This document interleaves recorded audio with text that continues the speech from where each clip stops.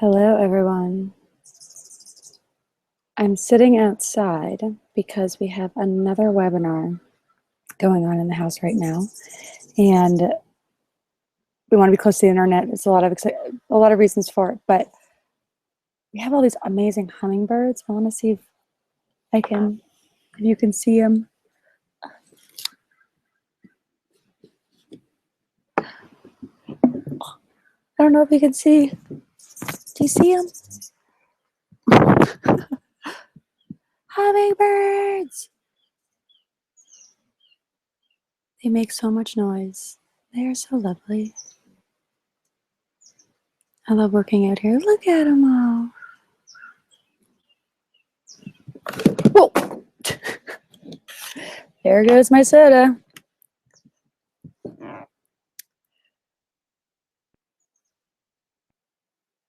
I'm still trying to get, where are the comments?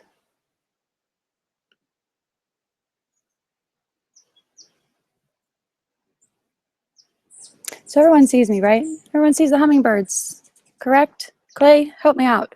Do you see the hummingbirds?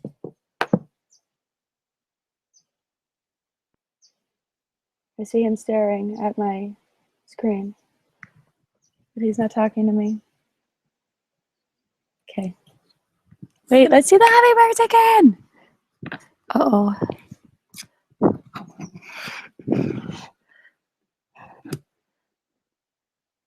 I can't tell if you can see them or not.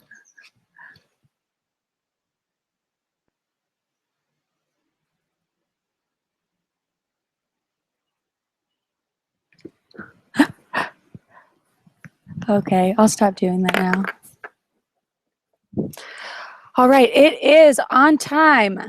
So we're just gonna go ahead and get started. Hello, everyone. Lana, where are you from? Just kidding. Just kidding. I don't want to know where you're from. I don't give a crap where you're from, right?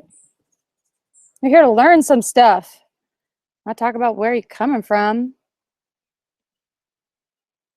Hi, Raul. Okay, so we're going to go ahead and get started because what we do is we start on time. We don't mess around, right, Lana? Lana was the one that left the comment below saying, can you please not do the standard webinar where we all say where we're from and all that BS?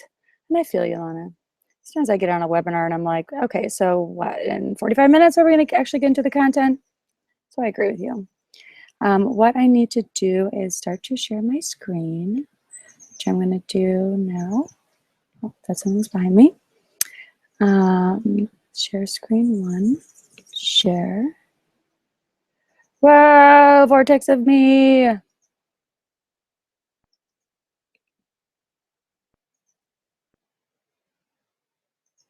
now I'm going to open up Keynote. Okay.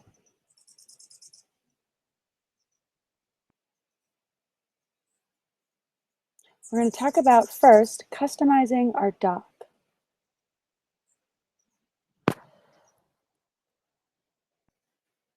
I have to first fix something on my screen.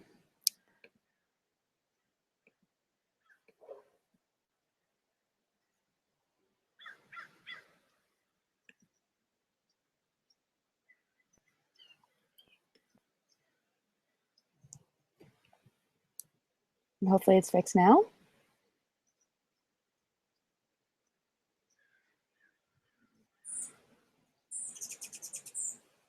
Let's give it a second here.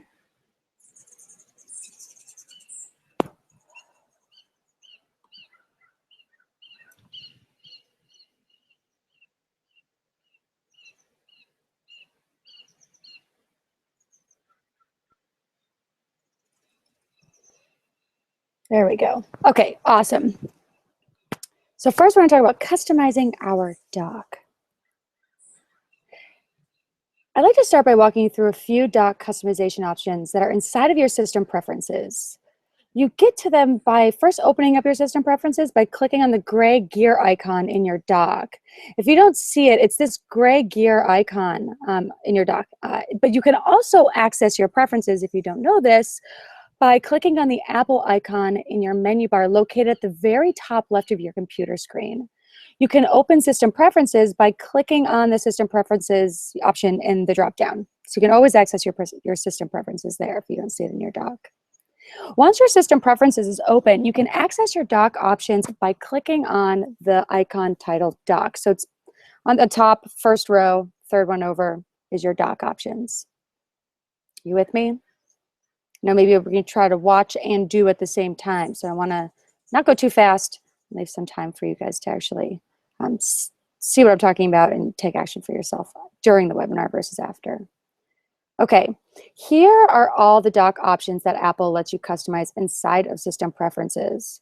And I want to show you what each of them do because it really does help modify the way that you interact with your dock in some small but impactful ways.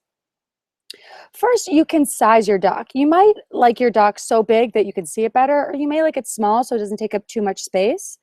I like it somewhere in between so that I can see my dock items clearly without taking up too much space.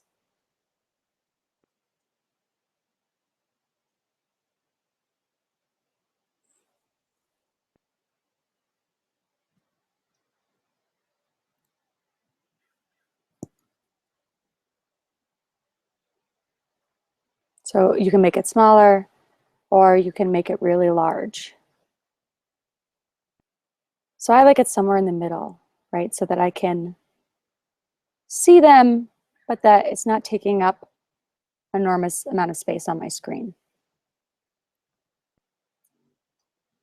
Next is magnification. This allows you to scale up the dock so that when you hover your mouse over your dock icons, they grow, right? So if you have the magnification on really high, they're going to get really big.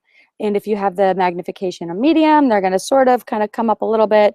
And then if you slide it all the way over to minimum, it won't move at all when you hover over your icons. So this might be useful if you want to have a small dock, but then when you hover over them, they get big so that you can have their dock take up the minimum amount of space on your computer, but then still be easy to see once you start hovering over them. Position on screen lets you move the dock to the left or right side of your screen. Putting the dock on the left or right side is preferred by some because it does give you more screen space because the computer screen is wider than it is tall.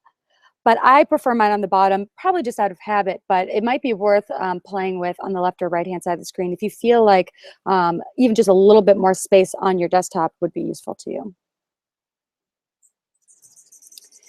Minimize or zoom app windows by double-clicking on the title bar. Okay, so what happens is that when you have minimized, when you open up any windows, if you double-click on that title bar up at the top, it's basically just the top part of all applications. It will either zoom by opening up the window a little bit more, or it will minimize the window into the application. So minimize is the way I have it. So if I double click on my menu bar up at the top, double click, it will slide right into my application. Versus zoom will, if you double click, make the window a bit bigger. I like it to have it on minimize, but if you like to be able to quickly zoom the window, you might want to choose that option. Okay, minimizing windows into application icon. This, I think, is a big deal. So if I have a bunch of stuff open, I can minimize it either into the application window icon, or when I minimize it, it will go into the right-hand side of my dock, which is in my document section. Now, the reason that this is important is because as you minimize things, right, and you minimize it, and then you minimize another thing, and you see it's all going into the right-hand side of my dock, it takes up a lot of space, right? What I like to do is the opposite, is to, instead of minimizing it into that window, I minimize it into the application itself, right? So if you click that, it'll minimize it into the application. So it's taking up less of your mind space. It's still there. This is useful for like Safari when you have multiple windows. If you were to right click on it, as you can see, there's my two windows are right there. And if I click on them, it'll open them up. So instead of them being on the right-hand side, taking up screen and mind space, you minimize them into the application for when you want to look at that later. So that's useful if you're kind of bookmarking a site on a website. You're going to go do it tomorrow or maybe later. Instead of putting it in that right-hand side, you minimize it into the application. So that is the option to minimize windows into the application icon. And these other ones are just fun ones. Animate open applications, meaning when you open an application, it'll kind of bounce, right? If you uncheck that box, essentially when you open an app, it just won't do anything. It just kind of opens without bouncing, kind of letting you know that it's opening. Sometimes I like it because if an application is taking a while to open, the icon will just keep bouncing. So I kind of know that the application is still in progress of opening, versus if you don't have that checked, it's hard to know. The next is automatically hide and show the dock. Pretty straightforward. If you check it, dock goes away. And then when you put your cursor down at the bottom of your screen, the dock will come back up. This is, again, great for keeping your screen space open and just kind of getting your dock out of the way when you don't need it. Showing indicators for open applications. This is pretty straightforward. If you see on the bottom, on the very, very bottom of the dock, there's little black dots. If you check that box, it'll show black dots underneath the applications that are open and won't show black dots underneath the applications that are not. So those are the items that Mac or the Apple lets you modify, right, within your system preferences. Now I want to talk about cleaning up our dock, which is pretty much the reason that I started teaching this in the first place, is because when I would go to someone's house or whatever and start working with them, they'd open up their computer, and it was just a crazy mess. Like applications, you know, there'd be like 15 or even 30 applications in their dock. Half of them, I don't even think that they use. Most people have their dock basically the same way as it looks when they first got their computer, with all the default Apple applications lining the bottom of their screen. But when's the last time you opened up and used, you know, for example, iBooks or Apple Maps or FaceTime app on your computer? Likely never. And even more likely, not in the last week, month, or even year. The apps you display in your dock should only be those that you use every day or at least once a week. It's really easy to declutter your dock. To remove apps from your dock, all you have to do is hover your cursor over the application, like so, and then right-click.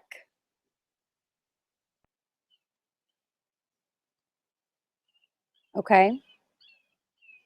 So that you hold, or, okay, so if you don't have right-click enabled either on your trackpad or on your mouse, you can right-click by holding down the Option key and then clicking.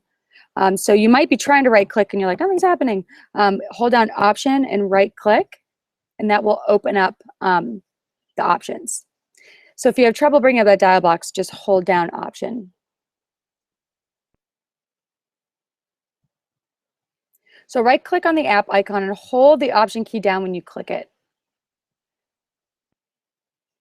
And you want to hover over the pop-up option titled Options, and then select Remove from Dock.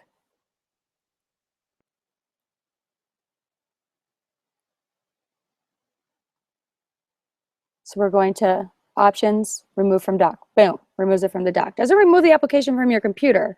It just removes it from the dock. So you right-click, Options, Remove from Dock. Right-click, Options, Remove from Dock. Just keep doing that until you only are using or looking at the applications that you actually use, okay? And then just keep going.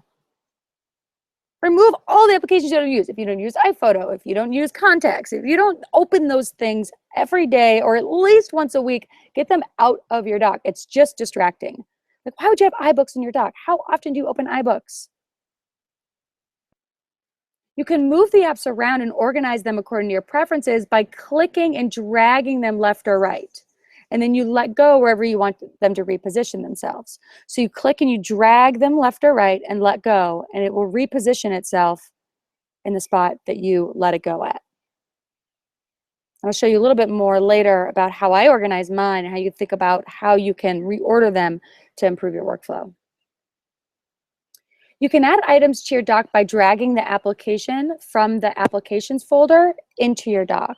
So when you open up applications, you can take an item and just drag it right into your dock. And it will keep it in applications, but then also have it added to your dock as well. So those apps that you do use a lot, but that are not in your dock bar right now, go to applications, pick the ones that you want, and just drag the icon right into the dock. Are we good? Cool. Now we are going to rearrange and organize our dock. Now, drag and drop is really important to understand when we're working with our dock. So I'm going to re-talk about what that means.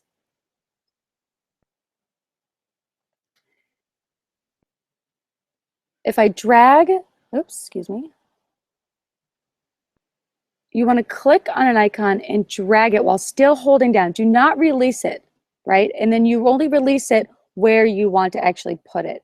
So drag and drop is clicking and holding down and dragging an item and then releasing it where you want to put it. Okay, so that's important to understand as we walk through this. Now I use, oh, there it is. I have all these videos and I'm never sure if they're playing or not because I'm looking at two different screens. Sorry. So, right, so you're clicking and you're dragging and then you're dropping and you're releasing. So you're holding it down while you move it. So if you're in your trackpad, you're clicking down and then moving your finger across the trackpad while you're still holding down and then lifting up and letting go when you have your item where you want it. If you're on your mouse, you're holding down, moving your mouse, letting it go, right? Okay, now I use a third-party tool called Super Docker.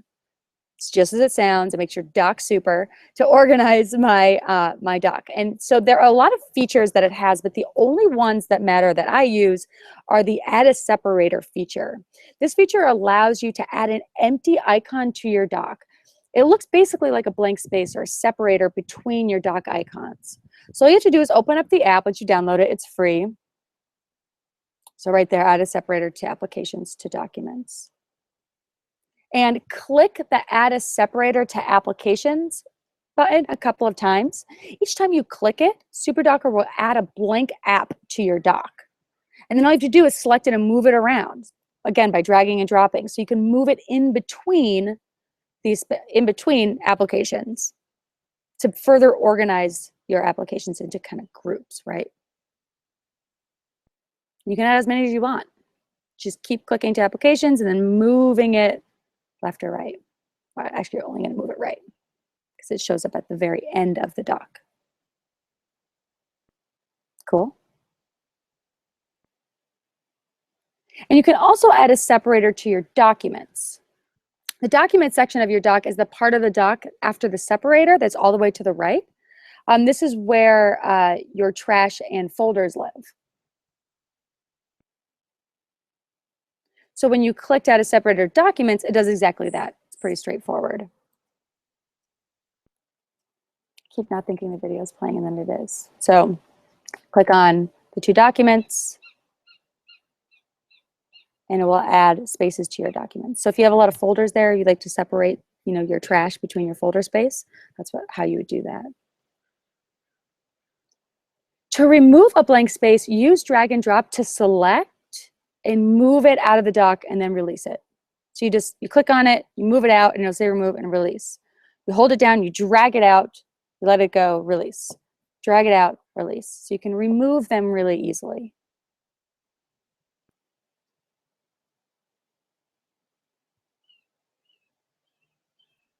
And finally, designing your dock. So this gets pretty nerdy, and it might be more work than it's worth. But I really love it. I use a third-party tool called Light Icon to redesign and customize the design of my dock icon. So there's a default, on the bottom of the screen here, there's a default icons that come with the computer. But Light Icon allows you to change the icon images in an easy-to-use interface where you just search for the app and then drag the image that you want instead of the default image into the little section. So here you can see I use light icon. I want to change Keynote and Pages. Okay, so I search for Keynote, and there it is. And then I take the icon I made and drag it into that Keynote section, and then I search for Pages. Did I spell it right? There we go. And then I drag my favorite icon into there. I apply changes. And then when I open up those apps again, the icons change to the icons that I want. Fantastic, right? I like to have all my icons look the same in terms of size and design. The default dock kind of drives me crazy because they're all so different. Some of them are slanted, some of them are circles, some of them are squares. I like to have them all consistent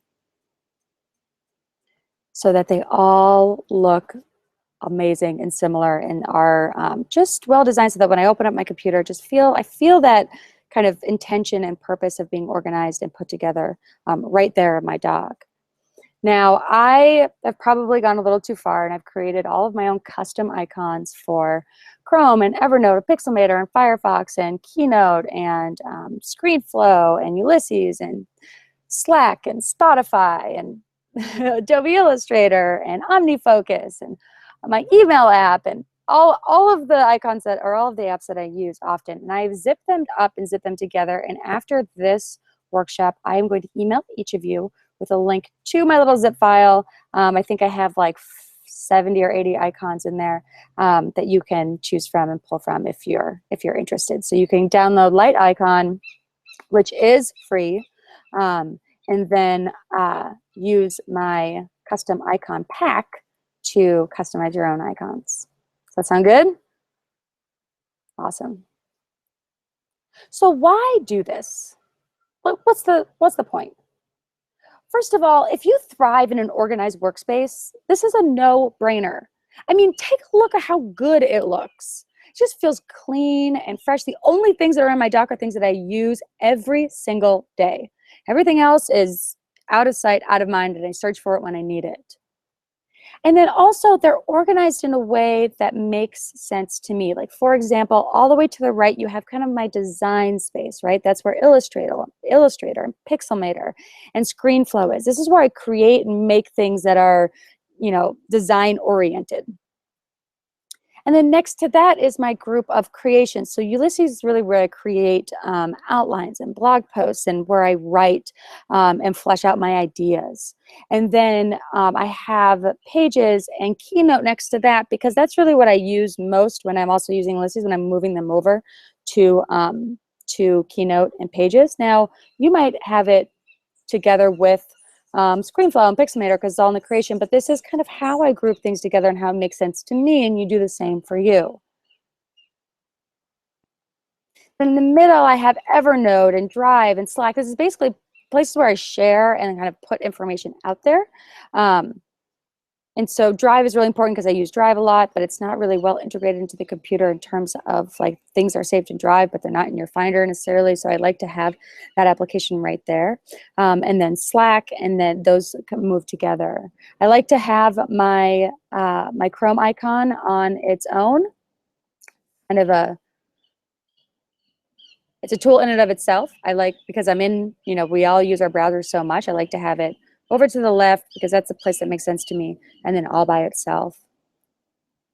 And then I have my email and my task list all the way to the left, almost next to my Finder. So that's the way that I like to group things together. I encourage you to figure out what are those apps that you use all the time. Get rid of everything else. Use SuperDocker to create spaces between your different kind of workplaces, I guess is a good way to say it, or workspaces, where things together seem to kind of make sense. And then you can, if you want to go that extra step, design them so that they, you just like them, they look fun, and that they kind of go well together. Okay? Cool. So I thought this was going to take 30 minutes, but it only took 20 minutes. It only took 20 minutes, and you've cleaned up your dock by removing apps that you don't use. You just bang, remove, bang, remove, bang, remove. Remove them, remove them, remove them. If you're not using it every day, remove it. You can always add them back, right? But remove them. My dock actually changes depending upon what I'm doing. So if I have QuickTime up a lot because I'm creating a lot of screencast tutorials, I'll move it into my dock, and then when I'm not using it anymore, I'll move it out. My dock kind of changes based on what I'm actually using. So it doesn't have to be static. You don't have to think like, but I might want to use QuickTime sometime. Wait until that becomes a problem and then re-add it to your dock. Organize your dock by rearranging and grouping apps together in a way that fits your own workflow, right? So we use SuperDocker to add these spaces between our different workflows, and we can move things around and move the spaces around and find that kind of those groups that work well and that feel good to us, so that things are spaced out and they look good, but they also functionally, when our eyes look at it, we think like, oh yeah, so this is create space, this is browse space, this is email space and task space. So you can kind of get those different spaces together so that when you're working, the organization of your dock supports the way that you work. And then we've designed our dock by customizing our favorite app icons, right? We've used light icon. Somehow this video got messed up. The circle's not in the right place too. Drag and drop new icon images if you don't like the icons that are currently there, which is very nerdy of me, but I like it. Very design nerdy. Not a total waste of time because I enjoy it and it gives me joy. But I would encourage that if you've gone through the other things and then you want to take that last step to make it look really good and really clean, and you have some extra time on the weekend, download Light Icon and have some fun with it and use my special zip. But also if you search in Google Keynote app icon and then go to the images part of that search, DeviantArt and people have created tons of different icons that you can use. And that's kind of how I found, that's how I started, and then I started creating my own. Now, so our dock is just one piece of the digital mess that we live and work in every single day. We've got so much stuff inside these computers of ours, right? We have documents and notes and presentations and spreadsheets and pictures and movies and songs and applications and contacts, and it just gets crazy. Like, we have so much stuff that crammed inside our computers that they become more like glorified junk drawers than well-oiled computing machines that we use to create and share important work, right? And most people don't realize the magnitude of this situation. Did you know that on average, each of us has the equivalent of over 500,000 books saved inside our computer? The computer you're staring into right now has the equivalent of over 500,000 books saved inside of it. To put this in perspective, if you put each piece of information on a 3x5 index card and then spread them out side by side, just your share of this information would cover every square inch of Massachusetts and Connecticut combined. It's insane. We have so much stuff saved to our computers. Now, what if, in addition to having a clutter-free and perfectly organized dock, you also got the rest of your digital life in order? What if your desktop was always clean and clear of files, and it never looked like this ever again? And what if all of your files were always well organized and easy to find so that you never had to waste time anymore looking for things? And even when you do have to search for something, you can always find whatever you need instantly with only 2 keystrokes. So I'd like to introduce you to Digital Sanity. So this takes everything that you learned in your dock and kind of applies it to your entire computer. It's my step-by-step system to clear your clutter, find your files, and master your Mac. So I want to show you, take a little peek inside and show you what you'll get. In the first module, we go over tools. I show you a simple app that will expand small, easy to remember text snippets into longer blocks of formatted text anywhere on your map. It may sound strange, but this is a game changer. I use this app probably 30 times a day, and it's one of my biggest time savers, and I show you exactly how to use it and how to use it to cleanly name all of your files and be consistent by using this tool. And then you also teach files how to organize themselves. I know this is crazy. It sounds like magic, and it does work like magic. I tell you about this app that will help you clean and tidy your computer in the background. It will clean your folders, keep your desktop clear, manage your trash, set color labels, sort files into subfolders, and it will automatically archive files and folders to your external hard drive. It's amazing when you set it up. And I also offer up my special zip files where I've already worked so hard on creating these amazing automation systems that I can basically zip together, that I've basically zipped together, and then hand them to you, and then you upload it to the app, and it will give you exactly what I have, and it will change your life, I swear.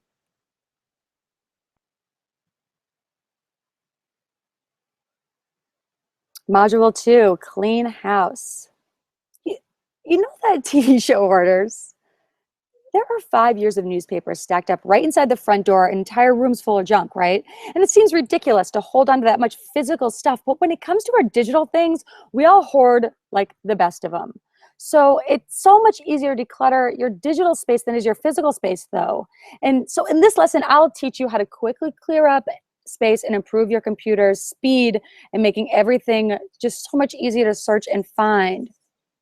So, and I show you how to exactly do this, a fresh and clean hard drive to start our journey. And then you get to start with a clean slate and a fresh start. And I even tell you what external hard drive to buy and exactly how to get the right things off your computer and make sure that the things that you want to keep stay. And I walk through so many different ways that you can really filter easily and quickly the things that you don't need that you can put in this, external storage, just like getting a storage unit for stuff that you don't want in your house anymore, but you really should keep, but you're not really sure if you want to throw them away or give them away yet. So you get a storage unit in the meantime, and then you don't access that stuff for years, most likely. This is what happened to me. I'm sure this will happen to you too, but it's a nice way to get some of this stuff off your computer that makes your computer faster. You can find things easier.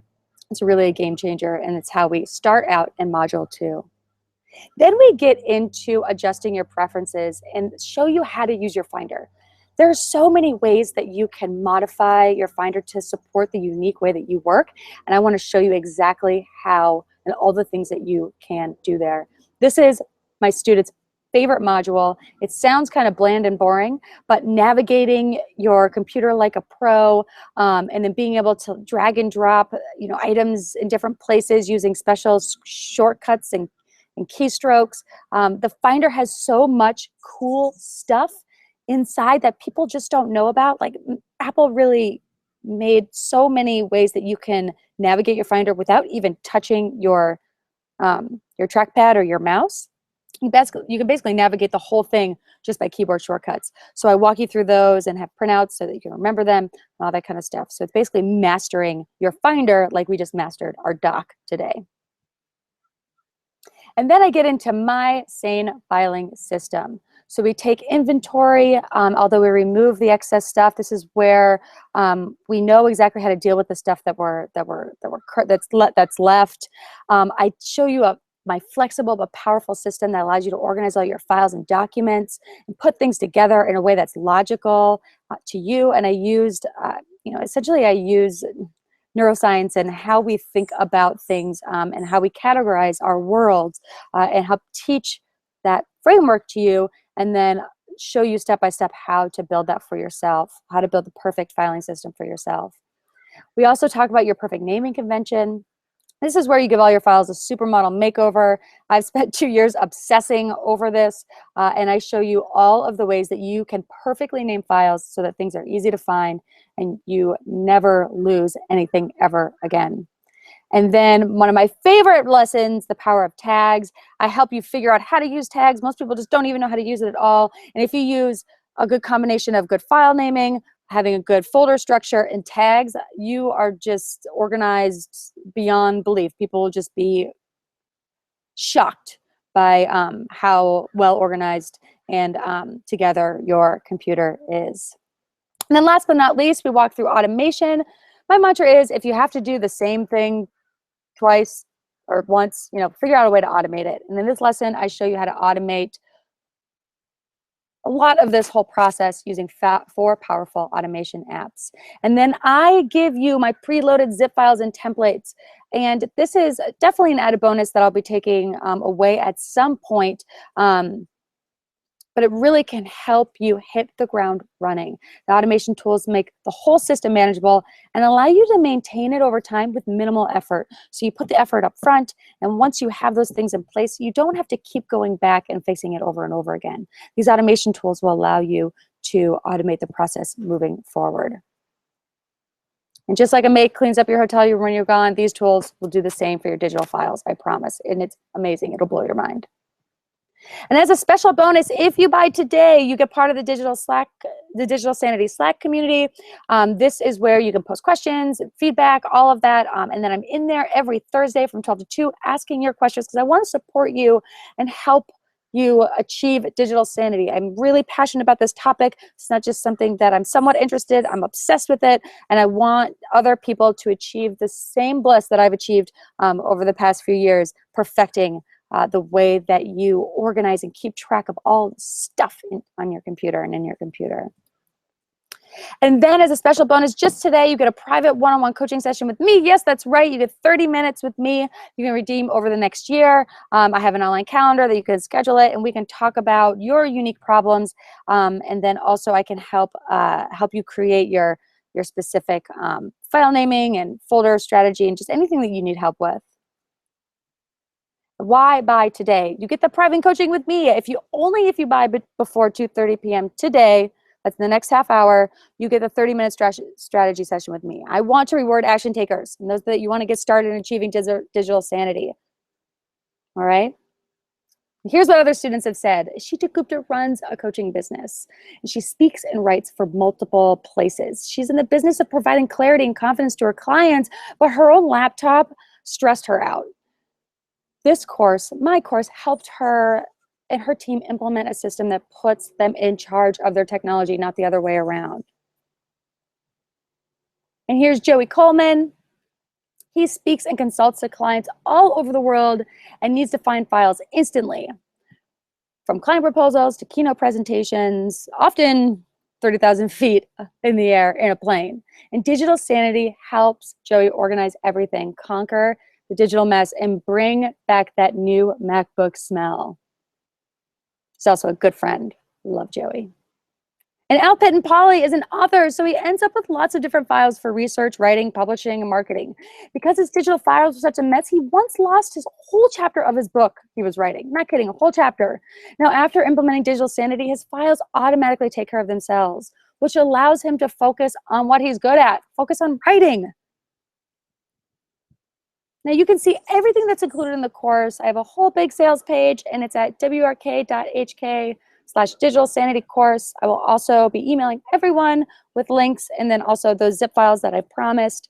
But the course, I've worked for over a year on this course, and it's so robust. It's 15 hours of easy to follow videos, screencasts, and tutorials, 10 pages of complimentary resources and guides, the best naming system ever, customized to your own unique workflow, the exact system I use to create well-organized, semi-automated digital filing system, demonstration videos where I show you how to use the tools, my personal tips and tricks, loads of bonus materials, and it's easy to navigate. It's a members-only place where you can really dive in and learn everything that you need. And the best part is you save hundreds of hours by learning how to organize, categorize, and keep track of your things now and forever.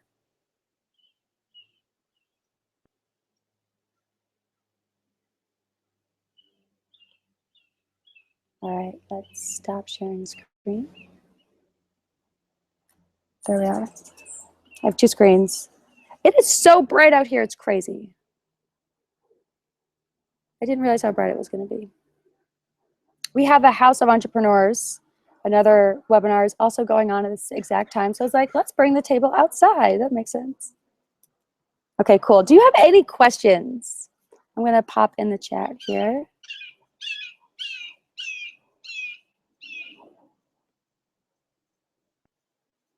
Any questions? So let me look.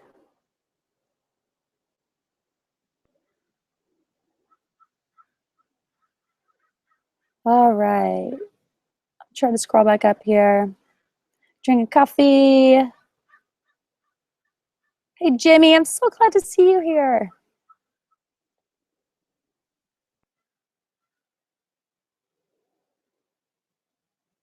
Matt, Totally. When you click on the wrong icon, creating the spaces with Super Docker really does give you room between, so you're less likely to click on the wrong thing. Never really thought about that, but it is true.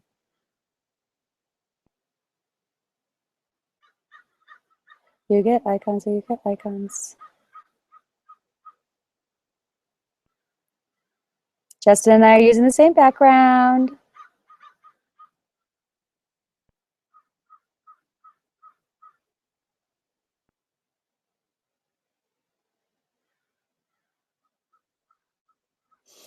John, I'm such a tech idiot. I don't even know Drive had an app where I could have a dock icon. Oh yeah, you can, well, your Drive can be on your desktop, right? So you can select, it's actually in your Finder's preferences.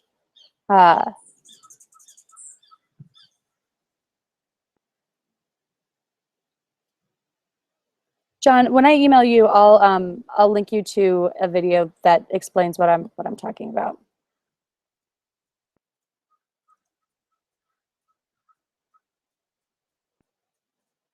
All right, any more questions? If not, we're gonna peace out and take your day back.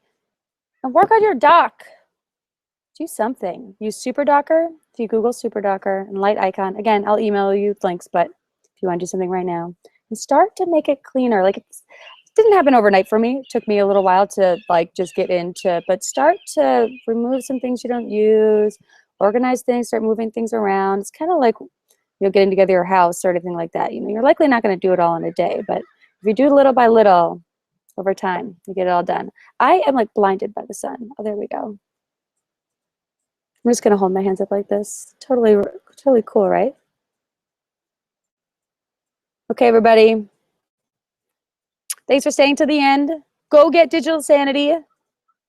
Hop on a 30-minute call with me because I'm awesome and you're awesome. So we should, you know, do our awesome thing together. Cool. All right, everyone. I will be emailing you. So if you have any questions, you can ask those questions there. If you think of something later, or later in the day, I'll be reaching out to you. Okay. Till next time, till my next tutorial, I'm going to be doing another one next week. Not sure about the topic yet, but you'll see. Okay, I'm really going to go now. Bye.